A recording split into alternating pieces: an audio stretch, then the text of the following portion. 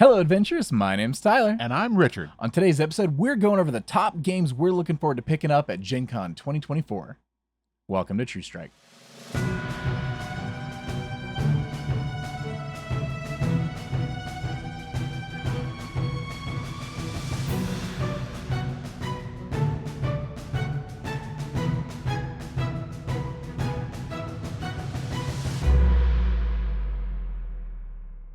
Howdy, folks, and welcome back to the show. What's up?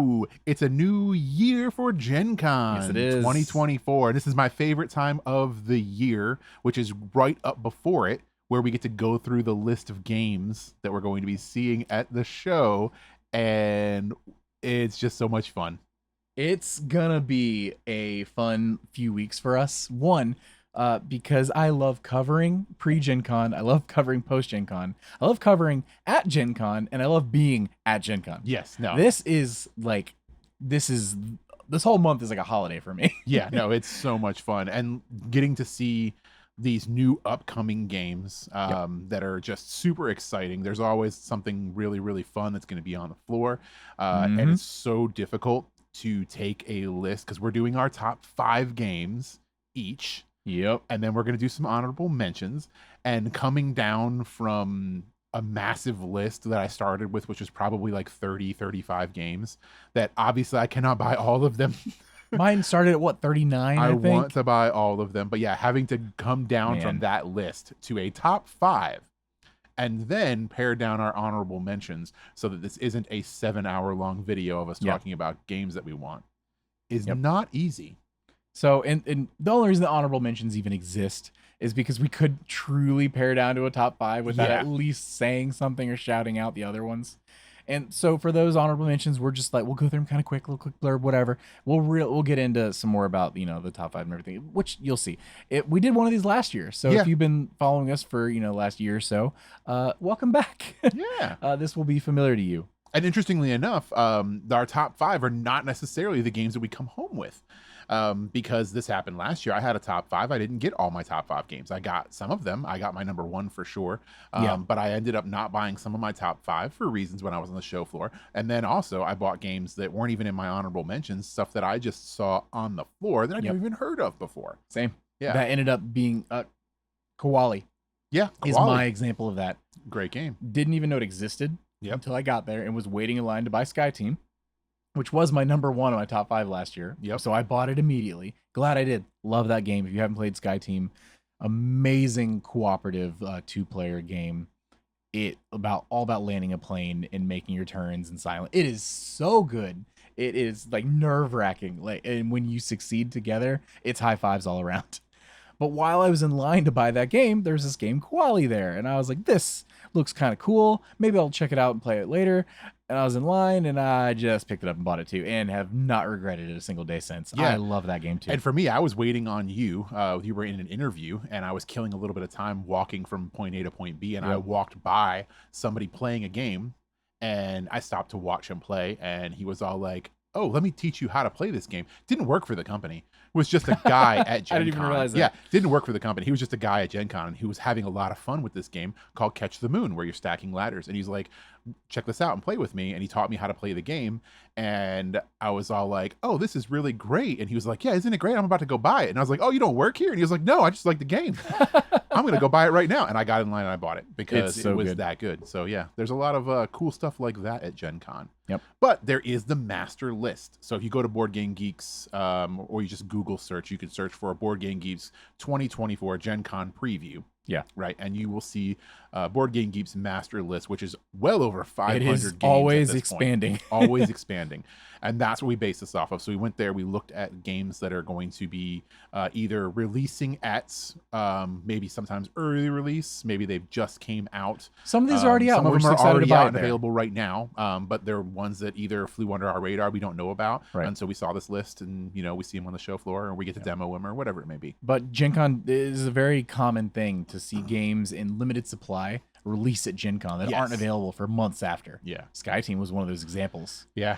So, really quick, I'll go ahead and I'll just start off with some of my honorable mentions. Right, I've got a decent bit of these. We're gonna I'm pull gonna honorable start- mentions right off the jump. Yeah, of course. Okay. Unless you want to wait, No, honorable mentions right off the jump is great. and then we can just back and forth top. Yeah, I'm titling this episode "Top 10 Games" because we have 5 between the two of 5 us. each. Yes. Yes. So we, like I said, we have not discussed any of this together. by the Oh way. yeah, neither are Our our honorable mentions, no. our top 5, and nothing. It will be reactions from each of us, right?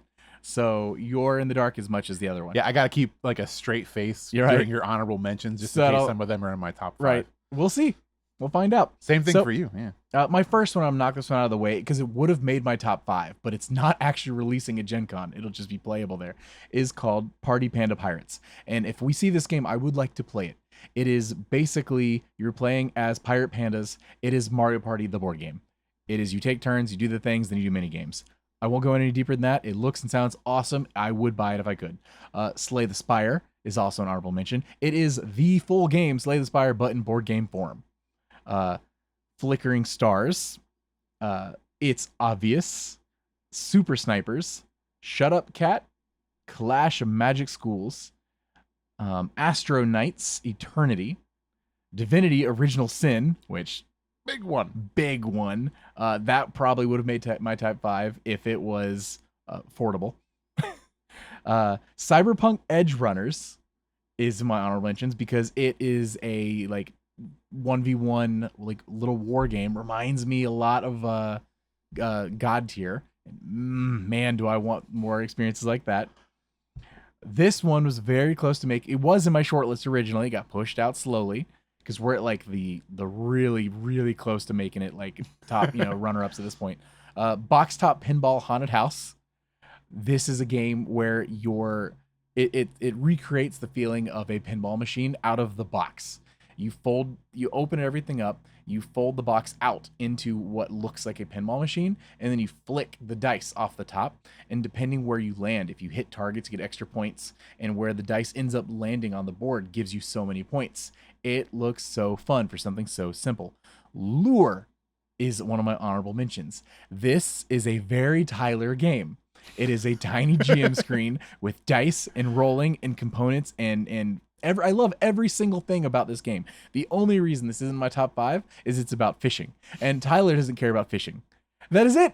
If it was about any other theme that I actually cared about, this would be like a number 1 for me. But because it's fishing, I pushed it out of the top 5. Everything else about it sounds amazing, and I'm really hoping you buy this game so that I can play it. This one is my like 6th place if that existed. Oh. And this is the one that kept switching with 2nd place for me. This is how weird it is, right? And the only reason it's not 2nd place for me, because I'm very excited for this game, is because I already own a variation of it. Oh. And it's Boop What the is Halls. this? Oh, okay. It's the Christmas Boop. I already own Boop, the Halloween version of Boop. I really want to play this. I like the new mechanic they've added to it, which instead of just trying to get, adult cats in a row, you can also boop off so many of your ornaments. I believe it's like 3. And if you do this, so it's an alternate win condition, which just changes the game so much, knowing that not only do you have to stop your opponent from lining up, but you also have to stop them from knocking off ornaments while you're also trying to do those 2 things. And you only have to succeed at one of them to actually win. It sounds awesome. I love Christmas, unlike you. And so it's so far up my Christmas alley. The only reason, 2 reasons. 1, it's a little more expensive than some of the games I'm going for. And 2, Fair. I already own the Halloween one, so I don't need to buy it. But if I didn't, it'd be a must buy. It'd be there. That's all my honorable mentions. After this, it goes to my actual top 5. Okay. So I will hold off on that for now. I like the way you did that. I'm going to do mine very similar. So I was going to read my honorable mentions the other way around. I'm going to read them backwards now because that way it'll go back to my 6th place, to your essentially. list. Yeah. Oh, okay, yep. But the first thing on here is not actually a game at all, and that is Elderwood Academy. I'm going to visit them.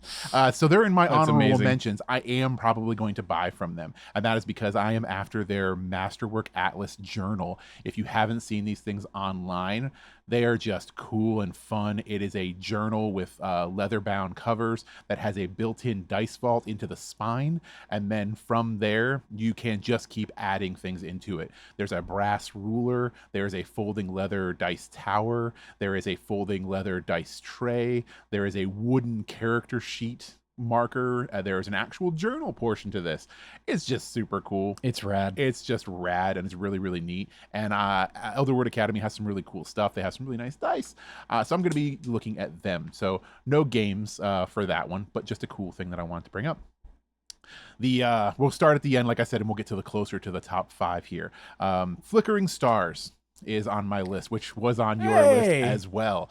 So this game just looks like a lot of fun. I always like games where they have a very physical component to it, like flicking things around. Yeah. And that's what that is. You're playing with spaceships and troops and transports and stuff like that, flicking things and shooting missiles and actually moving physically on the board. Looks kind of fun. The next one is Tinderblocks Storm Edition. So Tinderblocks is a very fun little tin game that I have that is just a block stacking, building fires. It's so small too. So like, small. It's so smaller than an actual mint tin when you think of mint tins. Yeah. The Storm Edition just adds rain into the mix. So you're getting mechanics. cubes that are more mechanics, that are water cubes. So just more mechanics, fun little looking game. Next thing is Sonic Roll, which is a Sonic the Hedgehog game that is like a dice builder and stuff like that. It looks like a lot of fun. It's Sonic. So I like Sonic. So that one's on my honorable mentions. The next one is Gloomhaven Buttons and Bugs. Having never played a Gloomhaven game, right? Buttons and Bugs is the miniature version of a Gloomhaven game with itty bitty little miniatures that you actually play with. And it's all the heroes of the Gloomhaven universe shrunk down to bug size. Honey, I Shrunk the Board game. And it is a single player game. So it's just a one-player game where you're playing through like this, dungeon crawling adventure. Looks a lot of fun. Like I said, I've never played Gloomhaven, but if I was going to play Gloomhaven, it's going to be Buttons and Bugs. I was very confident this was going to make your top 5. Oh, it almost did too. Yeah, almost did. But there's some cooler stuff out there. The next one on my list is Oblius, which is a small 2-player card game about wizards summoning obelisks, and you basically trying to control the rate at which your opponent wizard is summoning them, and trying to destroy them and keep them from phasing in new ones. Just a cool little fun wizard battle. A lot of wizard game. stuff this year. Yeah, a lot of wizard stuff. On that note, my next game is Curses and Covens, which is another card game, which is you playing, witches and covens and stuff like that. This one is more than just a 1-on-2. It's like a 2 to 4 player game, I believe. But another card game based around playing witches, which is super cool. The next one here isn't actually on the GenCon preview list, but Chip Theory is going to be there, and that's Chip Theory Games, and I'm assuming this game will be there, and they've got it coming to Kickstarter for a new edition of it, and that's a game called 20 Strong. Which is a solo game where you're using basically cards and dice rolls to run through like small dungeon type adventures and stuff like that. And the one they have coming to Kickstarter is themed on some popular IPs. So you have a Snow White, a Little Red Riding Hood, and there's one more. I can't remember what it is off the top of my head. I'll be honest, right when you said popular IPs, I wasn't expecting to say Snow White. Oh yeah, no, it's Snow White, like The with Walking air Dead quotes, and Little Red Riding Hood, but it's not Little Red Riding Hood. It's like Red Hood. But it's a cool legally theme. Distinct. But 20 Strong looks like a fun game. Steamboat Like I said, Willie. not on the preview list, but Chip Theory Games is going to be there. So I do want to check them out to see that. And then my last one, which would be my effective number 6 slot. You probably looked right over this one, unless I'm really like off my rocker. It doesn't seem like a game that you would even look at. There's a solid chance of that. And it is called Stellar Drift. And this game was in my top 5, but just barely got nudged out of the top 5.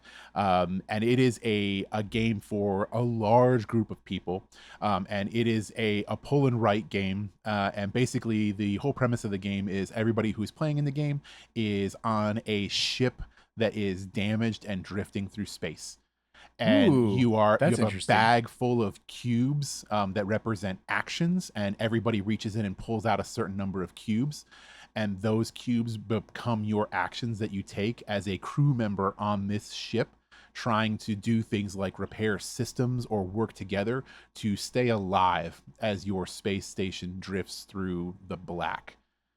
Knowing only what you just said about this seems like one of those really cool games that if you were to get an event slot at something like Gen Con, playing that with just a bunch of strangers would be Amazing. rad. Yeah. And that's, as soon as I saw it, I was all like, oh man. And then I looked and saw like the images of people like beta testing it, and like it looks super fun. It's one of those games that like I said, I don't know if it's one that you would necessarily have not at your all. eye on, or literally anybody else in our group. Yeah. But as soon as I saw it, I was like, oh, that's in my top 5. And it stayed in my top 5 for a while. You were adjusting your top 5 like I was adjusting 20 minutes ago. Yes, and yeah, I'm actually going to adjust it even further than what's on the screen We're right recording. now. I know we're changing it on the recording right fly. now, but my number 4 is my number 3, and my number 3 is my number 4. It has to be done. Hey, you know what? It is what it is. But yeah, once we say it, once we can't say change it, it. we're locked in. But yeah, Okay. Stellar Drift, solid number 6. Okay. And I'm sad to see it out of my top 5. Wow. Yeah. So those are my honorable mentions. So yeah, I only had I think 13 honorable mentions. I know I had 13. Oh, right, you had 13. like 9. Right? I had like 9. Yeah, which I kept paring mine down. Yeah, I just kept that's going to be down. fair. Like I pared mine down until I hit that point, and that was the point where I didn't feel super comfortable leaving any of those games out. I could have. I had it set up to where I had like a top 5 honorable mentions, but then I was leaving out, 3 that like Panda Pirate, like that could have been left out. But it feels weird knowing, because I want that game so bad, it's just not actually available. Yeah. But something to check out, something to keep an eye out for. Okay.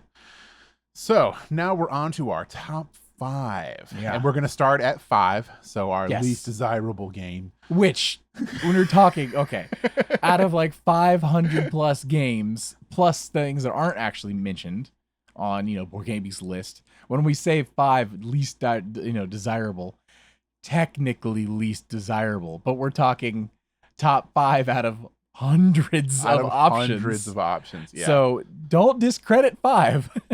Okay.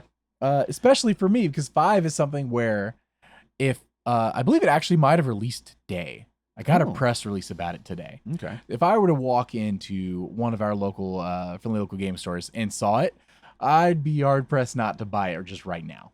And that is Corridor Pac-Man by Hachette Board Games.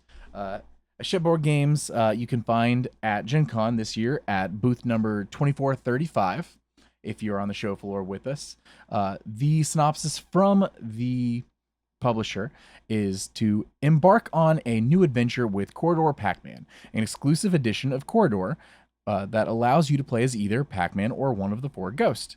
Explore 2 game modes. Opt for the classic Corridor challenge that has you navigating the maze, or dive into a variant that brings back the nostalgic vibes of the iconic Pac-Man video game.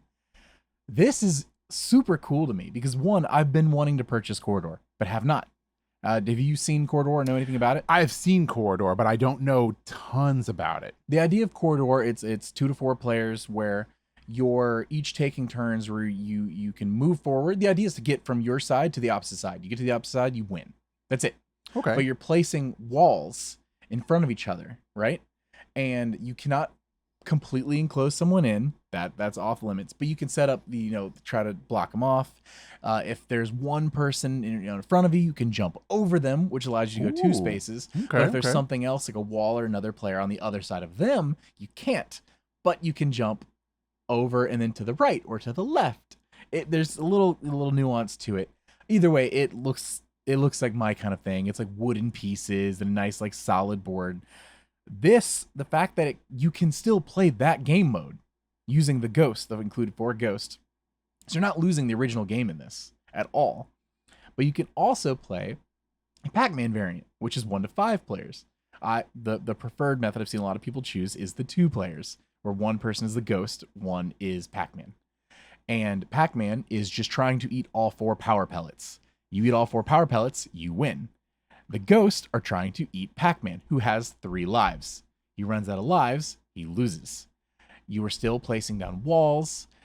When Pac-Man eats a power pellet, you have a couple rounds where you can eat the ghost and, make them have to respawn. It looks cool. It's like a fun variant on the original, even though you have like the same base mechanics.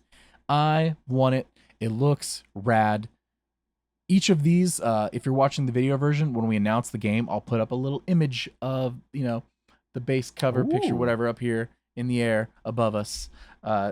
So it's cool. It looks rad. I'm excited for it. I need this game. I will be swinging by the Hachette booth to pick this up for sure. All right. So my number 5 is actually a game called Neon. And this is by Hobby World. They're at booth 629. So Neon is a cyberpunk looking style game. So on the surface, when you see it, it looks very, very much like cyberpunk. Like the actual board is somebody like standing in front of the super neon colored city with a katana sheathed at their side. And it is a 2 to 6 player game. Okay. And it is actually a combat game. So this takes place in obviously your cyberpunky future, and you are actual fighters in a death match essentially.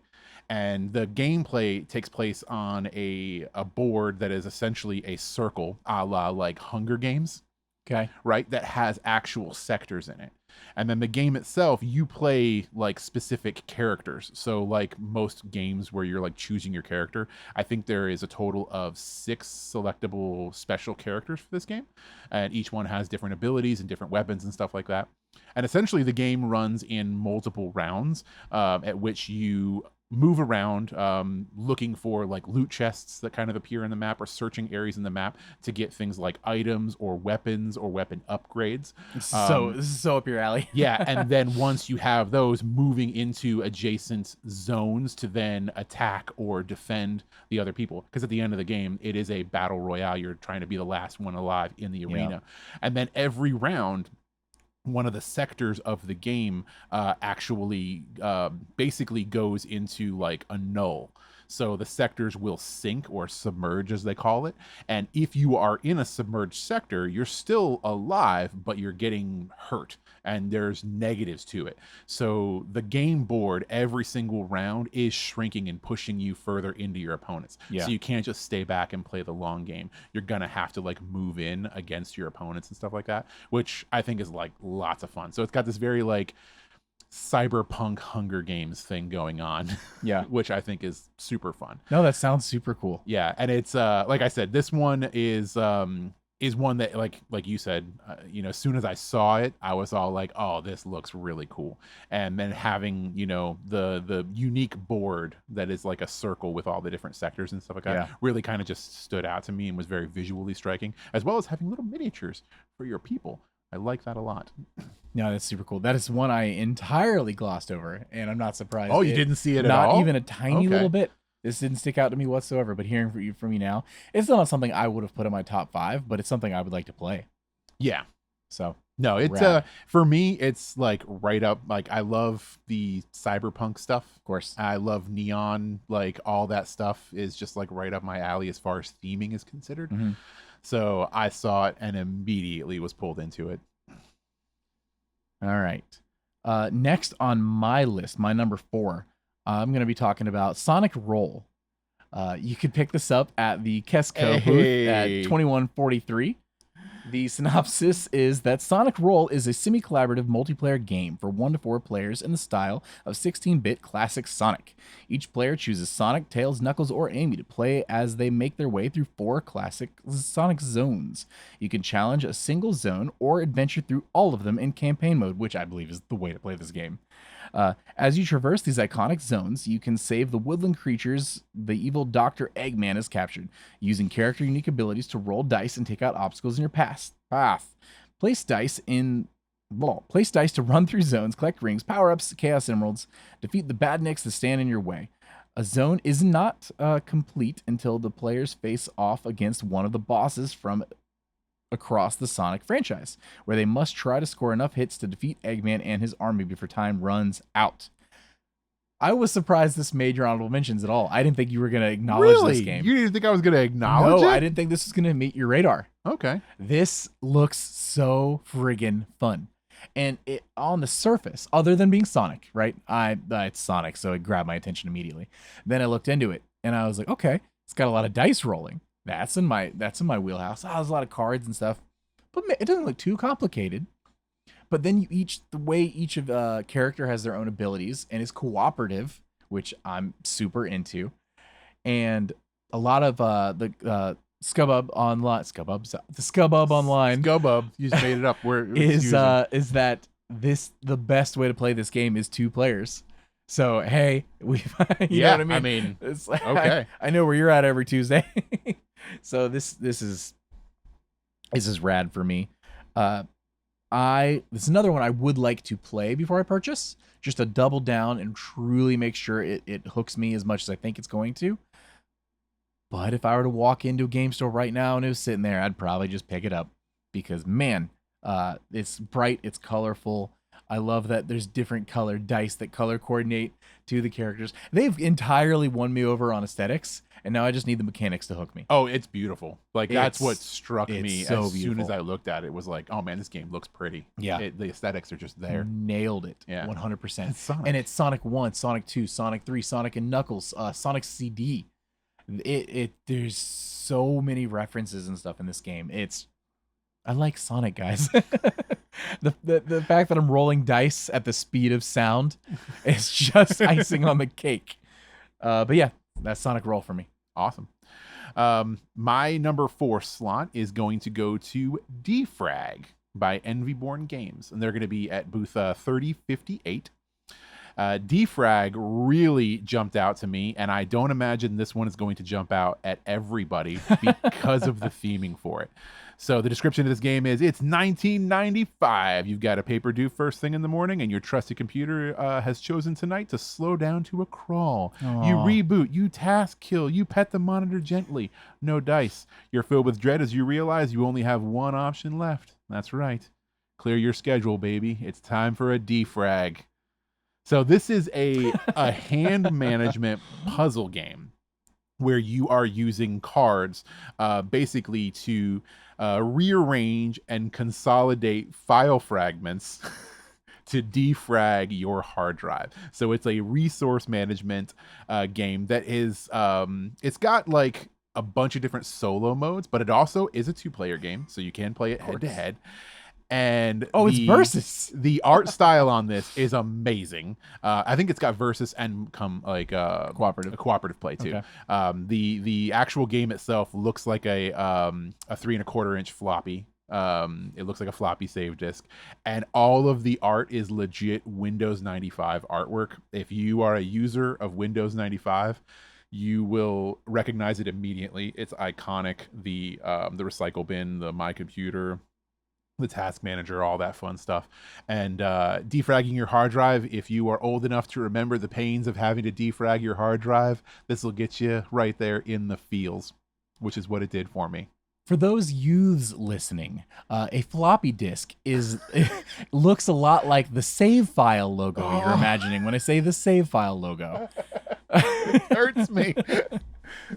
You know, I saw a meme about this one time, which was it was a thing where it was a dad, and he said his daughter walked into the room and saw a 3¼ inch floppy disk on his desk and asked him why he printed out a copy of the save icon, like why he had that, because she didn't realize that it was a disk with data on it. What did he have this for? Did he have a computer still like using these, or Probably just sitting on his desk for 30 years?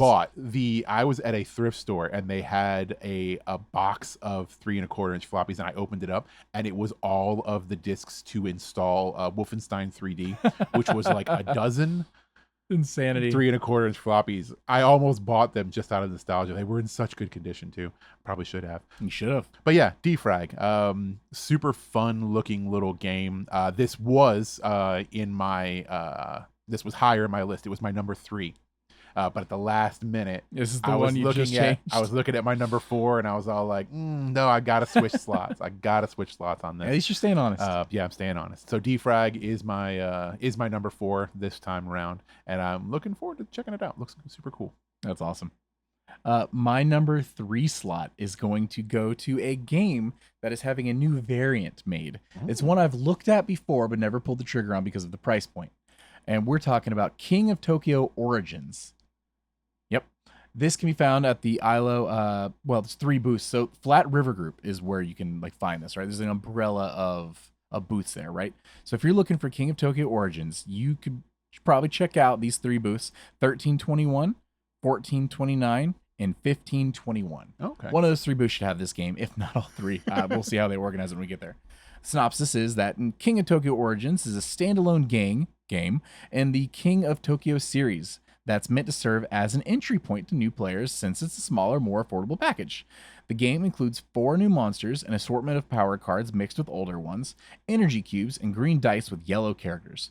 Gameplay remains the same as in the original game. To win, be the first to score 20 points or the only creature still standing. That's important. In this game, literally, it's you get hits, do whatever, get points, 20 points you win. If you're fighting multiple people, you're the last one alive, you win. You've been knocked out, you're out. It is a lot of games stay away from that kind of thing. This one is not. If you are killed, if you are unalived, you are out of the game. Last bit of the synopsis is on a turn, roll 6 dice, which show the following 6 symbols, blah, blah, blah, blah, blah, blah. Over 3 successive throws, choose whether to keep or discard each die in order to win points, a la Dice Throne, right? Okay. Gain energy, restore health, attack powers. When you attack, if you're outside of Tokyo, you hit whoever is in Tokyo. Oh. If you're in Tokyo, you hit everyone else outside of Tokyo. Okay. This is the king of the hill, this sort of thing, right? Because only one person can be in Tokyo at a time. This is where 4 players becomes real interesting. Because, yeah, you can total, like, windmill, hit everybody in one attack, but you're going to have it coming back at you, probably. If someone's health drops to 0, they're out of the game. You can't heal damage while in Tokyo, and the only way to leave town is to have someone attack you, but it might put you in death's door. So once you move into Tokyo, you can not heal. You can also not leave willingly. Yeah. This is where it's funky. Someone hits you, knocks you out of Tokyo. Interesting mechanic. This is an interesting mechanic on the King of the Hill.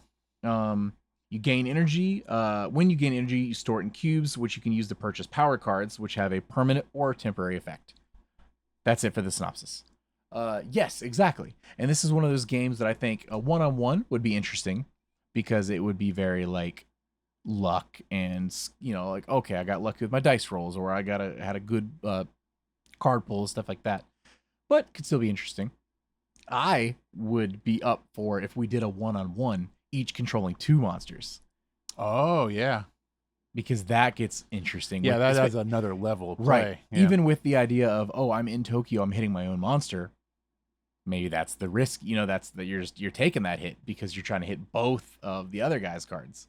I don't know. It's definitely, you know, probably they mentioned that if you already own other monsters or if you buy expansions from the main game with other monsters, they can be used in this game. So this is totally a new entry point into this series. And if you already own it, you're already involved in this game series. It's 4 new characters. So hey, I thought it would be really that's cool. Affordable. I think it's like $20, $25, something like that. It seems very affordable. That's very affordable. Yeah. So I'm absolutely going to be picking this game up. If nothing else, this is something I'm going to come home and play with my family. But maybe I'll get lucky and you guys will play it with me there. Hey. So. All right, so back to me, huh? Yes, sir. All right, so this is my former number 4, which pushed its way up into number 3. This one, I'm not sure where on the floor it's going to be because after trying to find the designer on the exhibit floor, I couldn't. So he's obviously going to be under somebody else's umbrella. Right. So we're going to have to track this one down to find out exactly where it's going to be. And this one was on your honorable mentions. Really? Yeah, and that is Super Snipers by Gallon Games. This is one that was in my short list for a very long time, and it wiggled out. but it's definitely it was top 10 for a reason. Yeah, That's yeah. one I Nope. really want. Super Snipers is Cool. on there for me. So Super Snipers is a 1 to 2 player head-to-head sniper dueling game featuring a familiar Tetris mechanic used in a like kind of a unique way. In Super Snipers, players assume the roles of a genetically and cybernetically enhanced soldiers, each racing to locate and kill the other Super Sniper first. They do this by placing the polyominoes, which are called focuses, onto grids. Then they must locate their opponent, isolate innocent bystanders, and make the shot, so make the kill. The first player to make 3 kills wins. It has a simultaneous turns duel mode, a real-time quick draw mode, a solo turn-based contract mode, which is against an automata, so against a robot, and a solo real-time hostage rescue mode against 2 automata with like a hostage situation involved in it. And this game just looks like lots of fun. It just looks really unique. And basically you the way the board looks is you have the sniper that you choose, right, which I'm assuming have different abilities and stuff like that, like concentration, and like recalibrating your guns and everything like that, reloading. And then you have essentially like sniper targets where you're looking through the lens of your scope, and then you're essentially putting like meeples onto the board that are your targets or hostages or whatever, and then you're using the Tetris like pieces that kind of like block things out, so blocking parts of the shot, or I'm assuming your opponent using the same thing, the polynomials, to block parts of your shot to make it harder for you to take the shot. And overall, this just looks like a really fun little game. Small little package. A small package with a lot of really cool, unique ideas. Sure. Yeah, when I saw it, it just jumped out at me as just like a really cool concept. Nothing that I've ever seen before in like a game like this. The other day at work on lunch, our associate from work, I texted him this and I said, "Don't tell Richard about this one because it's on my list." Oh, really? This is the one I and sent that was him. the one you sent him? That's interesting. Yeah. No, Super Snipers. As soon as you said it was on your honorable mentions, I was like, "Oh, neat. He did see this game." Yeah. It looks so cool. And it sounds like a really fun little concept. And I hope to get a chance to actually see it, and this is one of those ones that I'm really excited about. Absolutely. Yeah.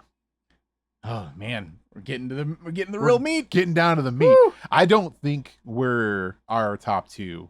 No, we're not the same. No way. No, there's my number 1 game. I'm not even sure if you saw it. Probably not. And my number 1 game. I know you're. Oh, that's right. I do know your number because you can't stop talking about it. I have been talking about it for like 3 months. Yeah, you can't stop talking about it. This is one of the ones we started the list, and I was just like, well, you already know which one's gonna be. I don't think my number 1 is on your list. Because it's releasing there. I can't even get it now. Yeah, and I don't think my number 1 is on your list. So the likelihood of it being the number 2 game for you it's not gonna happen.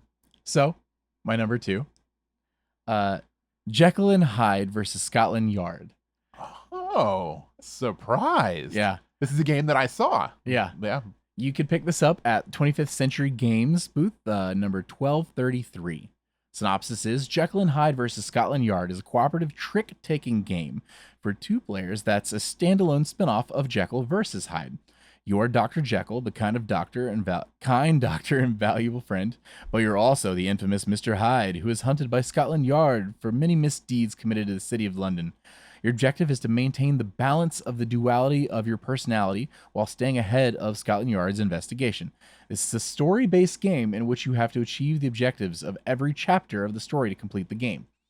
How much did you look into this game? So very surface level. Okay. Like it was definitely in my top 30 or so that I had. Like when I was going through opening tabs for all games, I saw that and I was like, oh, that one's going for a later look. And then I looked at it a little bit, not too in depth. And then eventually it didn't make my list. This is the one that kept switching. And I mean switching with Holiday Boop. Because sometimes I look at this game and I'm like, it's not my kind of game. 6th place. And other times I'm like, if I'm going to take a chance on any game, like really take a chance on something I may not like, but may love, it's this one. It's that one. And that's where it's like, it's not there, or this is my 2nd place, which is where it ended up. It's very affordable. I believe this is another like $20 game. If it's card based, which is my problem, I'm more of a dice guy. But it's cooperative in nature. It's 2 players, which means I have a better chance of actually playing it. And the story theme of it, where each chapter 1 through 4, I believe, is tutorial.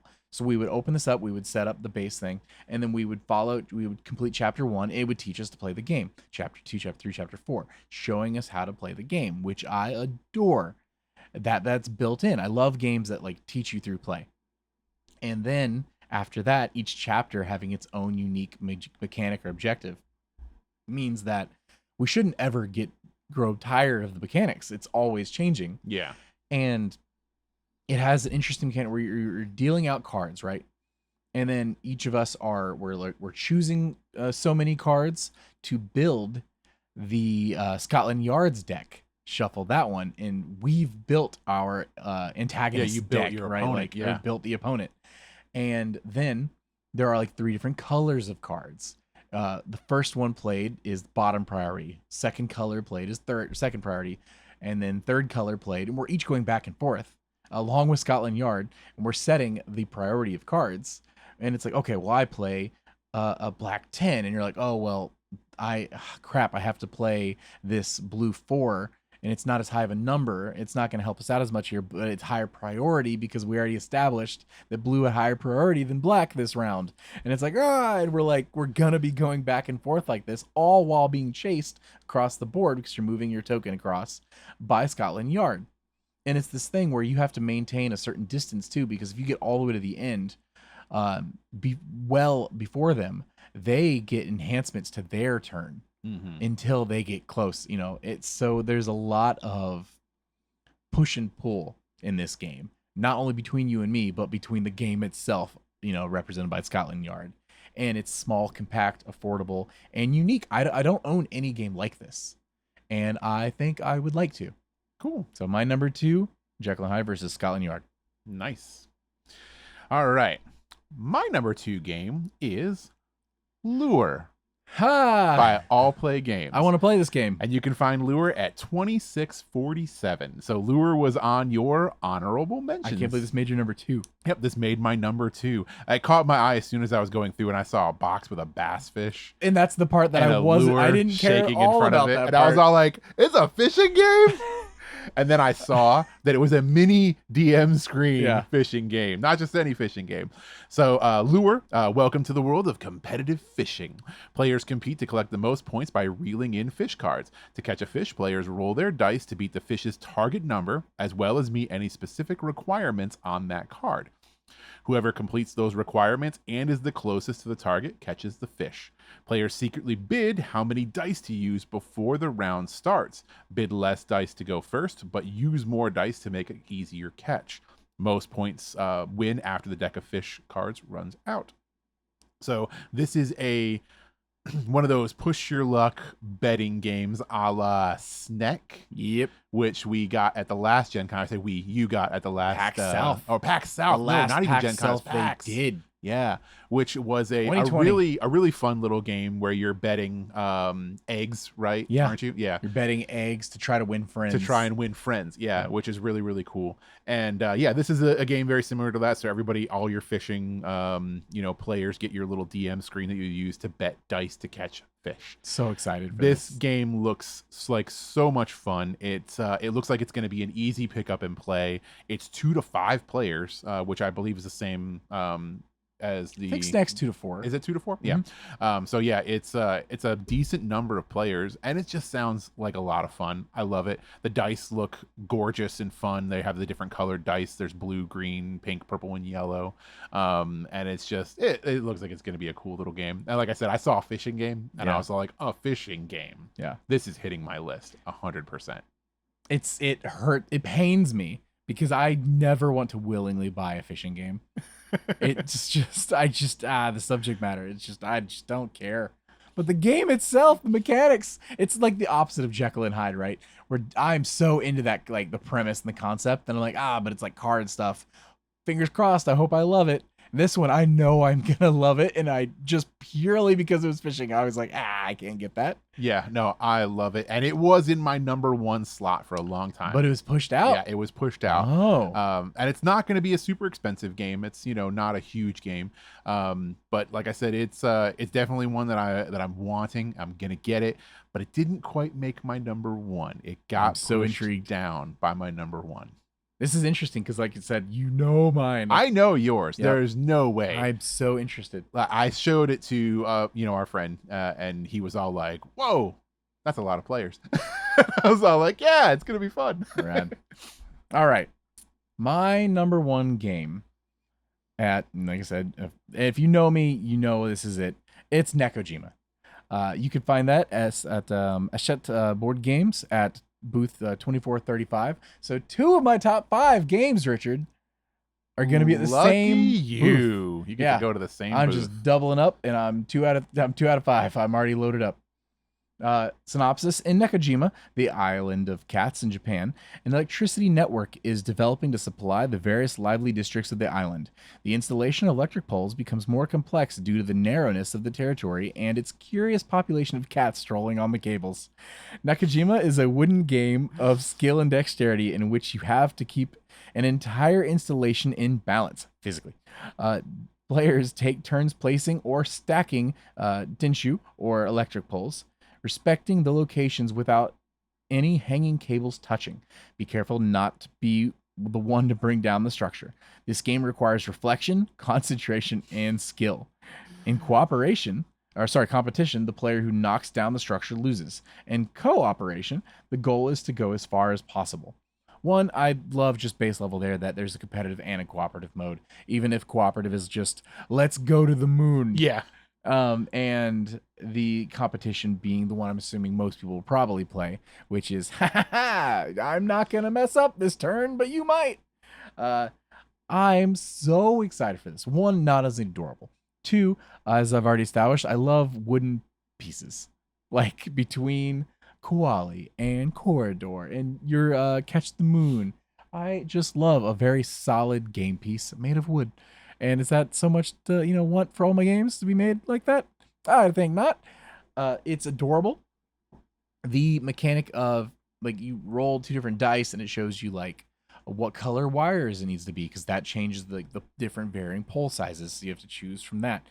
And then it shows you where on the island you have to connect to. So much like, think like Twister, right?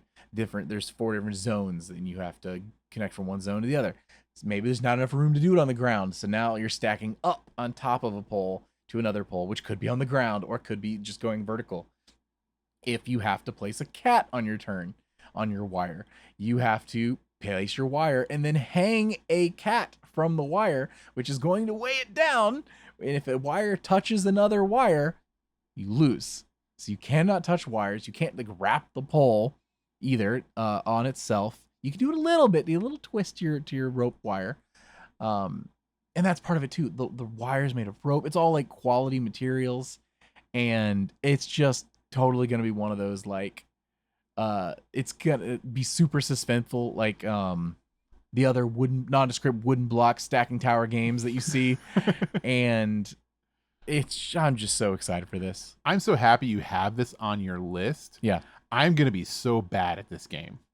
So unbelievably I'm not going to be good bad at this game either. I'm just really excited to play So it. Tinder Blocks is incredibly difficult, and it's stacking little tiny blocks You using that tweezers. with plastic tweezers. Plastic tweezers. That game can That's use the an hardest upgrade. part. Yeah, you can definitely upgrade that to metal tweezers if you get the chance. However, I already know I'm going to be horrible at this game. It looks like so much fun. It looks so the materials are so perfect. high quality. Yeah. This is a game that I could not buy for myself though, because I know I am not good. I am going to be so bad at this game. I could not purchase this. I'm genuinely concerned Because it's going to embarrass me. I'm concerned we're going to play this and it's going to be a shutout and you're going to win every round. No, I don't think so. This is, like I said, there's a reason why it's not on my honorable mentions, and the reason why it's not in my list is because of no skill. This is a no skill non-inclusion. Because I look at this game and I'm sweating already. Like, I'm already shaking. thinking about placing the cat hanging from the wire on this So one. excited about this Yeah, game. it's gonna be a lot of fun. But I already predict I'm gonna be horrible at it. I hope so. Yeah. I want to win. Oh, you're gonna win every I hope time. so. You're gonna win every time. I can feel it. All right, Richard, what are you beating me at? That was All my right. number one. That was your it. That number was my one. top 5. That was my number one. All right. So my number one surprises even me. Oh, But out of all the games that are going to be here, this is not going to be an expensive game. It is not a large game, but it is a game that to me sounds like a lot of fun. And I really am excited to play it with a small number of people or with a large number of people. I'm doing a drum roll, but really quietly so the mic doesn't pick it up. And that is This Game is Killer. What? By Smirk and Dagger Games. Smirk and Dagger. So Why do I Smirk not and know this Dagger. game? They are in booth 429. Okay. So This Game is Killer has a very unassuming box that is just black that just says This Game is Killer, and it has the face of a xenomorph on the front of it, or a nondescript xenomorph, so an alien. Description: This Game is Killer is a hilariously deadly party game about being hunted by an alien life form aboard a cramped cargo vessel in deep space. The objective is simple: survival at any cost and remove the alien threat before it kills you. This is a 3 to 10 player game. Oh my gosh. 3 to 10 player game. In a round, you're dealt 2 cards.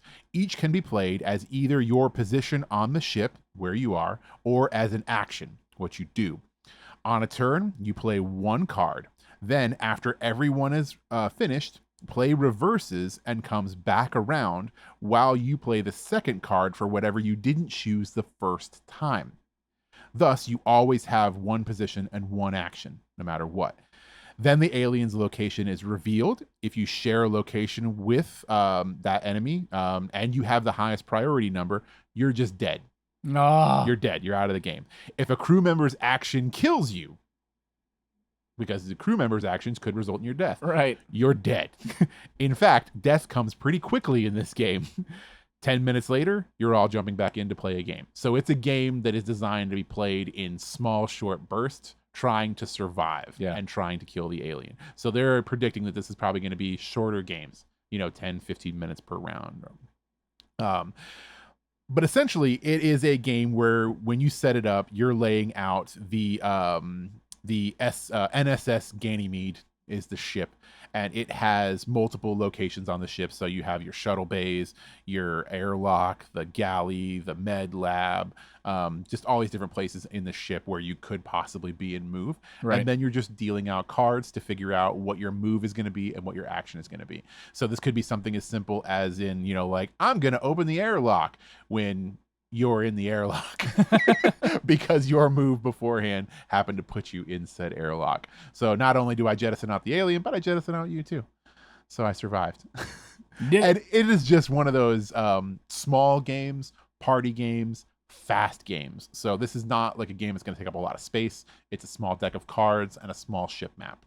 So this is not a massive production style game. It's also a larger group of people. So this is a game that like you could like easily whip out while you're waiting in line for something and play a quick game on it just to see who survives on the ship and who manages to move along.